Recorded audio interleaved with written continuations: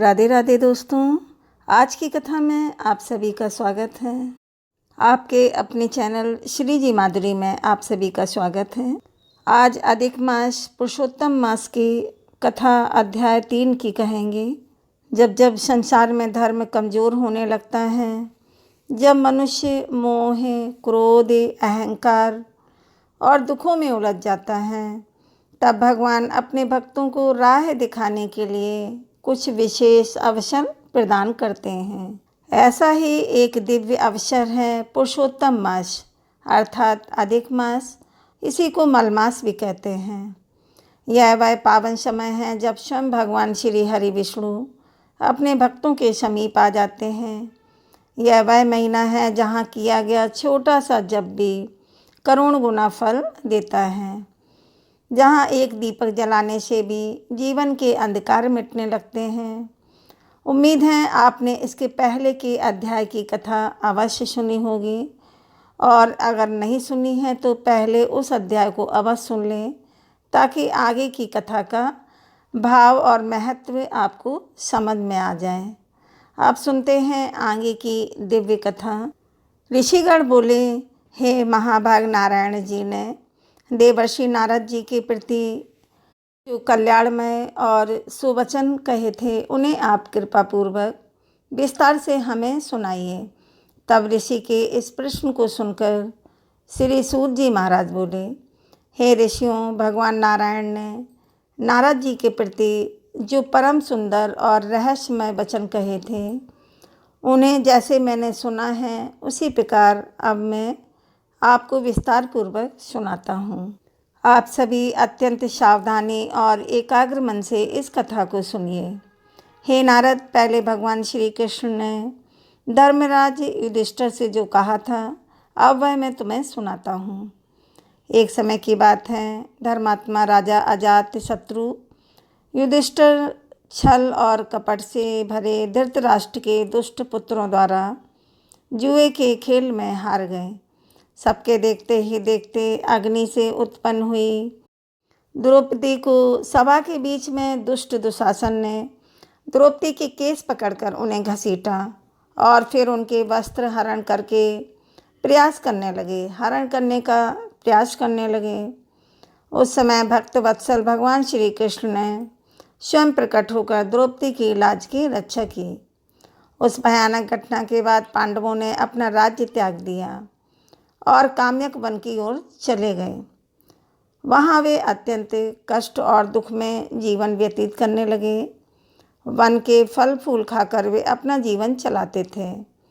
जैसे जंगली हाथियों के शरीर पर बड़े बड़े बाल उगाते हैं, उसी प्रकार वनवास के कष्टों से पांडवों के शरीर भी रूखे और बाल से भर गए थे।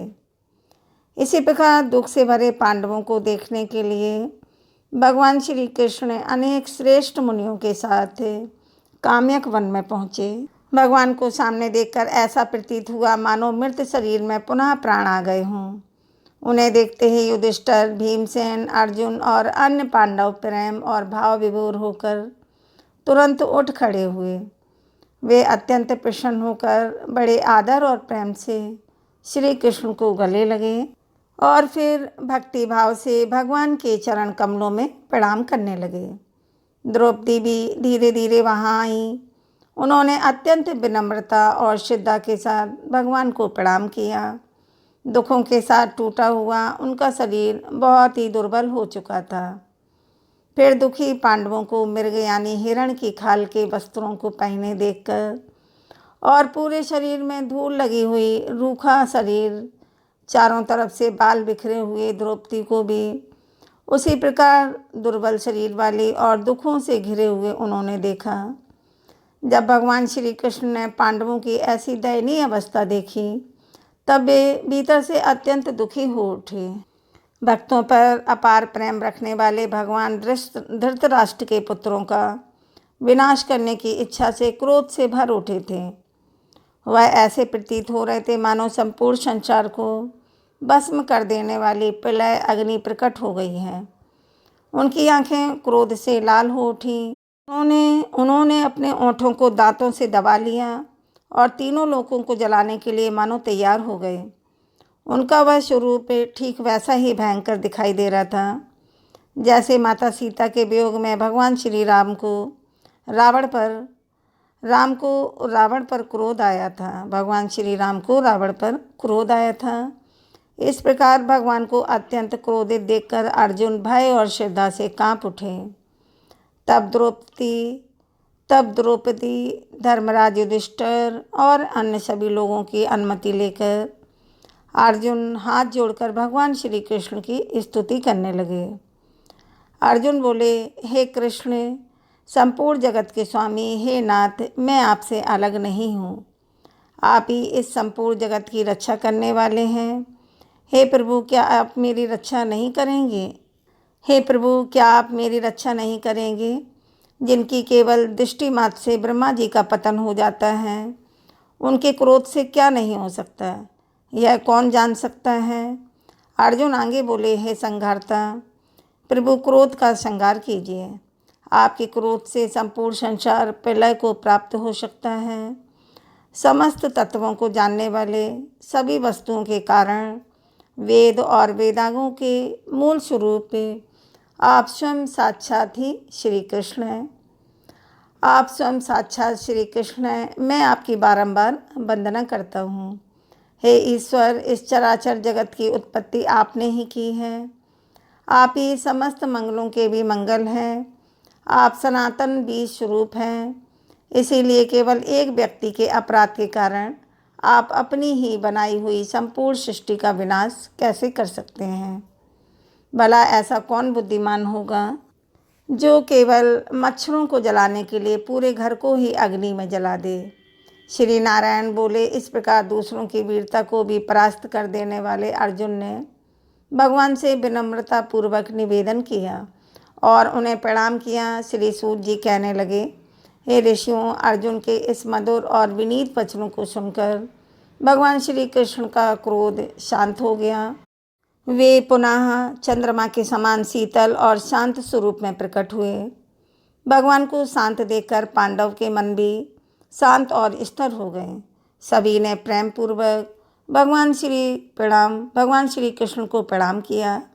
इसके बाद वन में उपलब्ध कंदमूल, फल फूल आदि से उन्होंने भगवान श्री कृष्ण की श्रद्धा और भक्ति से पूजा की। नारायण बोले, तब शरण में आए हुए भक्तों पर कृपा करने वाले भगवान श्री कृष्ण को देखकर अत्यंत प्रेम और विनम्रता से भरे अर्जुन ने उन्हें बारंबार प्रणाम किया और हे नारद, जो प्रश्न तुमने हमसे पूछा है वही प्रश्न अर्जुन ने भगवान श्री कृष्ण से किया था। अर्जुन का प्रश्न सुनकर भगवान श्री कृष्ण कुछ क्षणों तक मन ही मन विचार करते रहे। फिर उन्होंने अपने प्रिय पांडवों और व्रतों का पालन करने वाली द्रौपदी को सांत्वना देते हुए हितकारी वचन कहे। वक्ताओं में श्रेष्ठ भगवान श्री कृष्ण बोले, हे राजन, हे महाभाग, अब तुम मेरे वचन भी ध्यानपूर्वक सुनो। तुमने जो यह प्रश्न किया है वह अत्यंत अद्भुत और दुर्लभ है।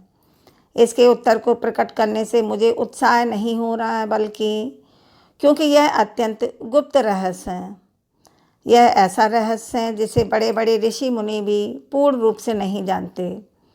फिर भी हे अर्जुन, तुम हमारे प्रिय मित्र हो और हमारे अनन्य भक्त भी हो, इसीलिए मैं तुमसे यह रहस्य कहता हूँ, परंतु इसका उत्तर अत्यंत गंभीर और उग्र है, इसीलिए इसे ध्यानपूर्वक सुनो।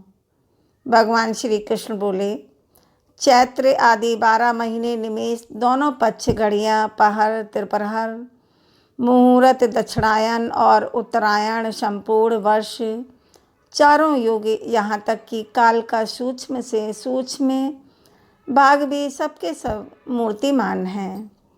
नदियाँ, समुद्र, तालाब, कुएं, बावलियाँ, झरने, लताएं, औषधि वृक्ष, बाँस तथा वन की समस्त वनस्पतियाँ, यह सब अपने अपने स्वरूप में स्थित दिव्य शक्तियाँ हैं। नगर, गांव, पर्वत, पुरिया, यह संपूर्ण जगत चेतना से युक्त हैं। इन सब का अपना अपना अधिष्ठाता देवता भी है। ऐसा कोई भी स्थान, वस्तु या सत्ता नहीं है जो अपने अधिष्ठाता देव के बिना स्थित हों। यह सभी अपने अपने अधिकांश क्षेत्र में पूजनीय हैं और फल प्रदान करने वाले हैं। अपने अपने अदृष्ट देवताओं के प्रभाव और योग से ही यह सभी महत्व को प्राप्त होते हैं। हे पांडुनंदन, एक समय की बात है कि एक समय अधिक मास उत्पन्न हुआ जो अत्यंत असहाय और उपेक्षित माना गया। उस नए उत्पन्न हुए मास को देखकर सभी लोग कहने लगे कि यह मलमास है, क्योंकि यह सूर्य की संक्रांति से रहित है, इसीलिए यह पूछने योग्य भी नहीं है। यह मास मल रूप होने के कारण त्यागने योग्य है और सभी शुभ कर्मों में इसकी कोई महिमा नहीं मानी जाती। जब उस मास ने लोगों के मुख से इस प्रकार के कठोर और तिरस्कार भरे वचन सुने, तब वह अत्यंत दुखी हो गया। उसका तेज और प्रभाव मानो समाप्त हो गई। वह चिंता और अपमान से व्याकुल होकर भीतर ही भीतर टूट गया। उसका हृदय गहरे दुख से भर उठा और वह अत्यंत निराश होकर मौन खड़ा रह गया। फिर कुछ समय बाद उसने धैर्य धारण किया। मन को संभालकर वह मेरी शरण में आया। वह धीरे धीरे चलते हुए मेरे धाम तक पहुंचा और मेरे भवन में प्रवेश करके उसने मुझे परम पुरुषोत्तम भगवान को अपने सामने भूमि पर साष्टांग दंडवत होकर गिर पड़ा। उसने दोनों हाथ जोड़ लिए और उसकी आंखों से लगातार आंसुओं की धारा बहने लगी। बहुत देर तक वह भाव विभोर होकर खड़ा रहा। फिर बड़ी कठिनाई से धैर्य धारण करते हुए अत्यंत गदगद वाणी से बोलने लगा। श्री सूत जी महाराज ऋषियों को यह कथा सुनाते हुए कहने लगे, हे ऋषियों, इस प्रकार जब महामुनि बद्रीनाथ जी ने यह अद्भुत कथा कही, तब वह कुछ समय के लिए मौन हो गए। भगवान नारायण के श्री मुख से यह पावन कथा सुनकर भक्तों पर सदा कृपा करने वाले देव ऋषि नारद मुनि पुनः विनम्र भाव से बोले। नारद मुनि बोले, नारायण नारायण। इस प्रकार अपनी पूर्ण कला से विराजमान भगवान विष्णु के निर्मल भवन में जाकर भक्ति द्वारा मिलने वाले, जगत के पापों को दूर करने वाले, योगियों को भी शीघ्र ना मिलने वाले, जगत को अभय दान देने वाले ब्रह्मा रूप मुकुंद जहाँ पर थे, उनके चरण कमलों की शरण में आया हूँ। उनकी चरण शरण में आया हुआ अधिक मास क्या बोला। तब नारायण भगवान ने देवर्षि नारद को मलमास द्वारा कही गई जो भी बात बताई, वह सभी आप अगले अध्याय में सुनेंगे। अधिक मास अध्याय 4 की कथा में आप लोग आगे की कथा सुनेंगे। आज की कथा आपको अच्छी लगी हो तो वीडियो को लाइक, सब्सक्राइब और शेयर ज़रूर करिएगा। अब मिलते हैं अगले वीडियो में। तब तक के लिए दोस्तों, राधे राधे।